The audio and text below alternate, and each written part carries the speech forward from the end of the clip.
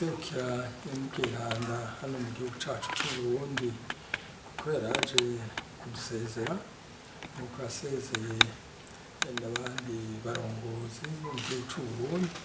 aho ahejeje ikiringo ciwe c'imyaka 6 ndetse bishize hamwe yose irashika mbere n'umunani kuko imbere y'imyaka 6 yarigeze kugira ubutumwa ngahe bw'imyaka 2 n'umunsi rero kuri iki kiringo ca kabiri c'imyaka 6 akirangije none ashimye gutahuka nkuko yabisabwe na Nyamugiranda rero twamukengurukiye ku buryo Eglise Catholique yashoboye kubandanya ikorana na leta y'Uburundi hamwe n'abarundi bose turakenguruka ku ijambo ry'Imana badahengeshanya gushikiriza abarundi kandi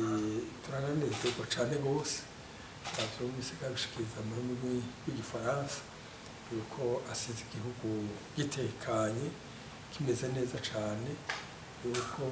kera igihe yari yaje ku kiringo ca mbere hariho ibintu ubona ko igihugu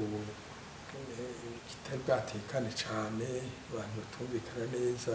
ariko muri iyi myaka iheze agiye abona ko igihugu kiri ku murongo ugororotse aho abenegihugu bose bari inyuma y'iterambere mu mahoro n'umutekano twebwe tubonye yuko agiye kubandanya ari umwambasaderi mwiza w'igihugu c'Uburundi iyo agiye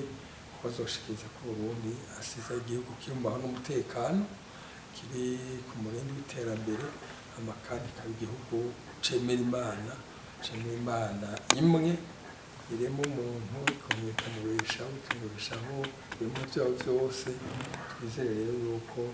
n'uzomusubirira azoca aza akabandaniza ahundi yaragejeje